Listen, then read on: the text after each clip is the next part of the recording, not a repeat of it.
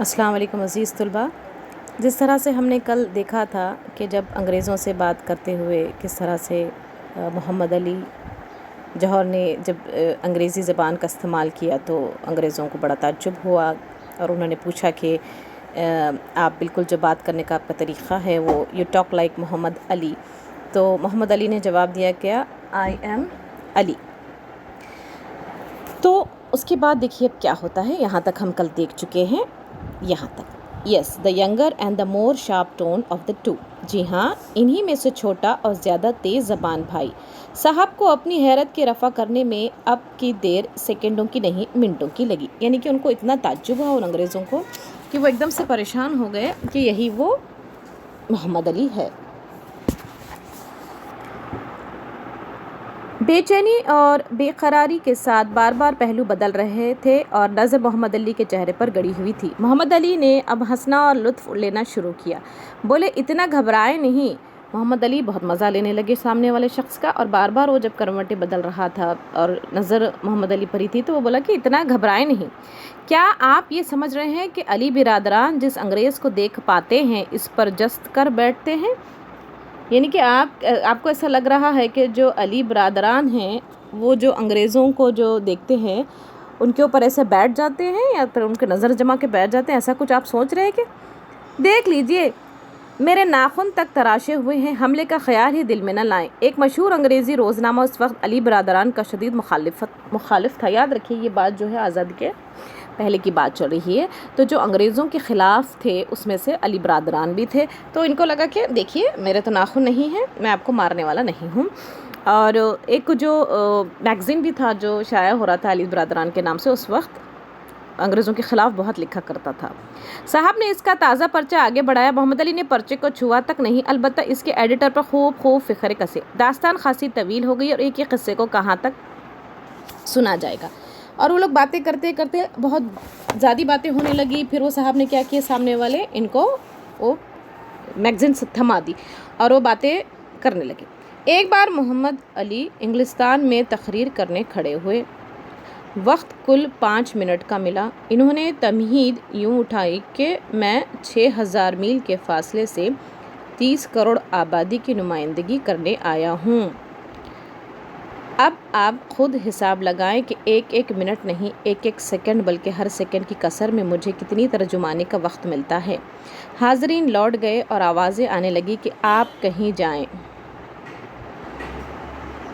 اب ایک بار محمد علی جب انگلستان تقریر کرنے کھڑے ہوئے تھے تو لوگوں نے اندازہ لگایا کہ کتنی دور سے آیا ہوں، کتنا منٹ لگے گا، کتنا وقت لگے گا، اور لوگوں نے زور سے آوازیں لگائیں کہ آپ شروع کریں۔ نتیجہ یہ ہوا کہ مولانا 5 منٹ کی جگہ پورے 20 منٹ تک بولے۔ جب لوگوں نے آواز لگائی اور ہر ایک کا وقت دیا جاتا ہے کہ آپ کو اتنے منٹ بولنا ہے، آپ کو اتنے منٹ بولنا ہے، تو محمد علی کو جو وقت دیا ہوا تھا وہ وقت تھا 5 منٹ کا، لیکن وہ کتنی دیر بولتے گئے، 20 منٹ تک بولتے گئے۔ مولانا 5 منٹ کی جگہ پورے 20 منٹ تک بولے۔ اب دیکھیے آگے، یہ سبق تھوڑا سا طویل ہے آپ کو۔ ایک اور منظر اسی سفر میں لندن میں کسی جگہ مولانا تقریر میں بیان یہ کر رہے تھے کہ برلن اور سمرنا تو چاہے حضور چھوڑ ہی دے، قسطنطنیہ کس طرح چھوڑ سکتے ہیں جسے ہماری تمام قدیم ملی روایات وابستہ ہے۔ جلسہ مخالفین سے بھرا ہوا تھا۔ انہی میں سے ایک تاریخ فاضل نے کھٹ سے سوال کر دیا کہ یہ تو بتائیں کہ قسطنطنیہ کب سے آپ کے قبضے میں ہیں؟ اب دیکھیے جب دوسری جگہ کہیں گئے تھے وہ لنڈن، تو انہوں نے بتایا کہ ہم برلن چھوڑ دیں گے، سب چھوڑ دیں گے، لیکن قسطنطنیہ کیسے چھوڑیں گے؟ قسطنطنیہ جس کا آج کا جو ہماری کافی تاریخی سے جڑی ہوئی ہے۔ میں آپ کو یہ بھی بتاتی چلوں کہ قسطنطنیہ جو کافی قدیم اور مشہور شہر رہ چکا ہے، میرے خیال سے آپ لوگوں نے اپنی 6، 7، 8ویں جماعت میں بہت نام سنا ہوگا اس کا، یا پھر نہ سنا ہوگا، پھر بھی میں آپ کو بتاتی چلوں اس کا ابھی نیا نام جو ہے، اس شہر کا نیا نام جو ہے وہ استنبول ہو چکا ہے، جو کہ ترکی کا بہت مشہور شہر ہے استنبول۔ تو اس وقت جب یہ جلسے میں تھے تو ایک شخص کھڑا ہوا اور بولنے لگا کہ آپ تو بڑا نام لے رہے ہیں قسطنطنیہ کے کہ کیسے چھوڑ دیں گے، کیا کریں گے؟ چلیے آپ یہ تو بتائیں کہ قسطنطنیہ کب سے آپ کے قبضے میں ہے؟ یہاں کوئی معمولی مقرر ہوتا تو گھبرا جاتا۔ مولانا نے اپنے سلسلہ کلام میں ذرا فرق آنے دیا بغیر جواب دیا، سنا تو یاد نہیں، اتنا یاد ہے کہ جب سے آپ کے قبضے میں ہندوستان ہے اسی سے تگنی مدت سے ہمارے قبضے میں قسطنطنیہ ہے۔ کیونکہ یہ جو تھے مولانا محمد علی جوہر جو تھے وہ کافی تیز زبان تھے، یعنی کہ فوری طور پر جوابات دینے والے تھے۔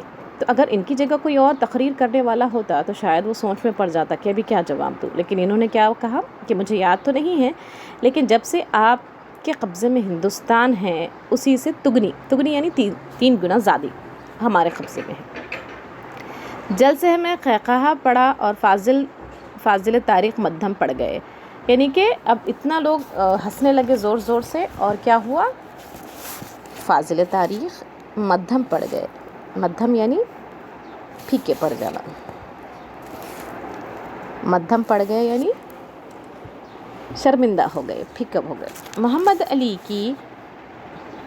علی کی قوت حافظہ بلا کی تھی، اور ذہانت اور برخاستگی تو کہنا چاہیے ان پر ختم تھی، یعنی کہ میموری بھی اتنی ہی تیز تھی ان کی، انٹیلیجنٹ بھی تھے اور حاضر جواب بھی تھے۔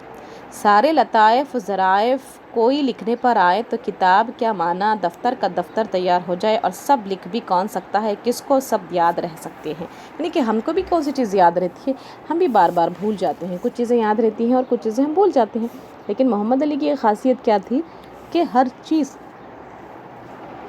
بہت اچھے سے ان کو یاد رہ جاتی تھی، سارے لطائف ظرف سب اچھے سے یاد آتا۔ بعد میں بات پیدا کر دینا انہی کا حصہ تھا۔ ذیابطیس میں مدت سے مبتلا تھے، یعنی کہ وہ ڈائبٹک تھے، کافی دنوں سے ان کو ڈائبٹیز تھی۔ 1928 میں یہ حال سنا مہاراجہ الورا کو کچھ رحم سے آ گیا، 1000 روپے دیے، علاج کے لیے یورپ بھجوایا۔ کس کو؟ محمد علی کو، کیونکہ وہ ڈائبٹک تھے تو انہوں نے علاج کے لیے ان کو پیسے دیے اور یورپ بھجوایا۔ اس سے قبل الورا مدعو کیے گئے، یعنی کہ لندن جانے سے پہلے یورپ جانے سے پہلے انہوں نے ان کو بلایا۔ مہاراجہ انگریزی کے تو ادیب تھے ہی، فارسی کے بھی شاعر تھے اور وحشی تخلص کرتے تھے۔ ملاقات کے وقت اپنا دیوان پیش کیا اور اس پر اپنے قلم سے یہ عبارت لکھی۔ تو ان کا جو تخلص یعنی شاعر کا جو آخری میں جو نام وہ اپنے شعر میں آخر میں جو استعمال کرتا ہے، وحشی نام تھا ان کا۔ تو انہوں نے اپنے پاس بلایا، یورپ جانے سے پہلے پیسے دیے تھے ان کو، تو بلایا پہلے اور ان کو اپنی شاعری کے لیے بلایا، بٹھایا دیوان میں اور اپنے قلم سے یہ عبارت لکھی، مطلب اپنے لکھی ہوئی ان کو بات بتائی۔ To my Maulana from his وحشی، اپنے مولانا کی خدمت میں ان کی وحشی کا ہدیہ۔ مولانا نے اپنا تصانیف کا کیا ہوا جامع کا نصاب تعلیم نکالا تو اس پر یہ عبارت لکھ کر پیش کر دیا، from a bogus Maulana to a real مہاراجا۔ دیکھیے اب کتنی ذہین تھے وہ، کتنے ذہانت سے انہوں نے اس کا جواب دیا۔ تو جب مہاراجہ نے لکھا الوار کے کہ to my Maulana from his وحشی، تو انہوں نے اس کا جواب دیا from a bogus Maulana to a real مہاراجا، کیونکہ یہ تو بوگس مولانا تھے لیکن مہاراجہ تو ریئل تھا نا، یعنی کہ مولانا کی طرف سے کام کا مہاراجہ کی خدمت میں ہدیہ۔ حد ذہانت یہ تھی کہ غصے کی حالت میں بھی فقرہ چست کرنے سے یہ نہ چکتے، یعنی کہ فوراً حاضر جوابی دیتے۔ یاد رکھیے کبھی کبھی حاضر جوابی میں کیسا ہوتا ہے، ہم کسی کا دل توڑ دیتے ہیں۔ تو مولانا محمد علی کی جوہر کی جو خاصیت تھی وہ ویسی والی نہیں تھی کہ کچھ بھی بات کر دیں، تو ذہین تھے، یہ ادبی تھے، ادبی بات ہو رہی ہے یہاں پر۔ آپ کچھ بھی بول دیں گے اور بولیں گے کہ میں ذہین ہوں تو ایسا نہیں ہوتا ہے، سامنے والے کی بے عزتی نہ ہو اور اس کا دل نہ ٹوٹے، لیکن آپ کیا کر رہے ہیں، جواب فوری دے رہے ہیں۔ خلافت کمیٹی کے جلسوں میں گرما گرمی نوک جھونک کے وقت بارہا یہ منظر دیکھنے میں آتا۔ ایک بار کیا ہوا کہ مرکزی خلافت کمیٹی کا اجلاس دلی میں حکیم اجمل خان صاحب کے مکان پر ہو رہا تھا۔ اب دیکھیے یہ ہم نے 3-4 چیزیں واقعہ دیکھ لی ان کی الگ الگ ذہانت کی مثال کے۔ اب دوسرا ایک واقعہ دیکھیے کہ خلافت کمیٹی جو تھی تو ان کا بھی ایک اجلاس تھا، دلی میں تھا، کہاں پر؟ حکیم اجمل خان صاحب کے پاس۔ محمد علی بیمار و معذور لیٹے ہوئے تھے۔ مخالف صف میں ایک اور مشہور لیڈر، ایک روزنامہ کے مالک، ماں اپنے صاحبزادے کے اور اسی روزنامے کے ایڈیٹر بھی تشریف فرما تھے۔ محمد علی تو بیمار تھے، لیٹے ہوئے تھے، لیکن اس وقت اس جلسے میں لیڈر تھے، روزنامہ کے مالک اور ان کے اپنے بیٹے اور اس کا ایڈیٹر بھی تھا۔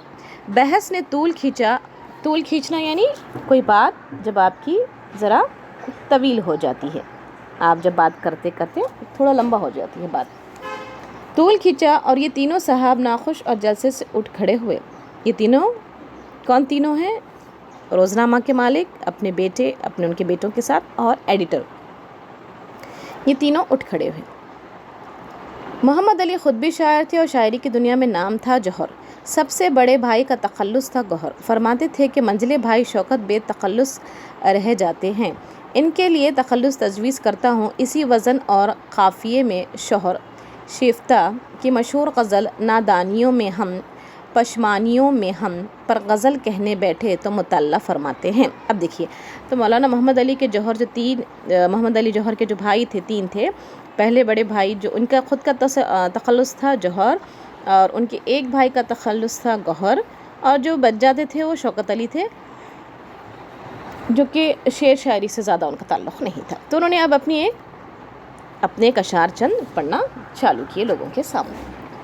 کیوں شہر چھوڑ جائیں گے دہخانیوں میں ہم، مجنوں کے ساتھ ہوں گے بیابانیوں میں ہم۔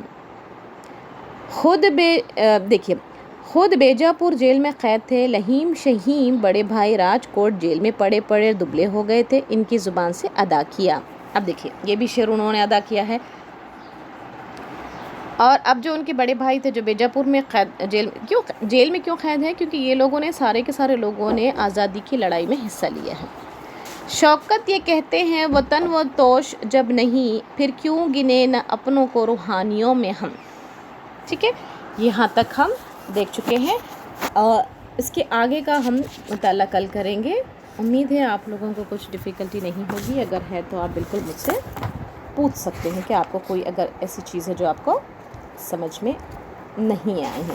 جیسا کہ ابھی ہم نے دیکھا ہے کس طرح سے ان کی ذہانت کی ہم تعریف کر رہے ہیں بار بار، کس طرح سے انہوں نے بر وقت سوالات کے جوابات دیے، بر وقت شعر و شاعری بھی کرتے تھے۔ بس اس بات کا خیال رکھیے کہ الگ الگ واقعوں کے ذریعے ان کی شخصیت کو بتایا گیا ہے، یاد رکھیے اس بات کو، ٹھیک ہے؟ اللہ حافظ۔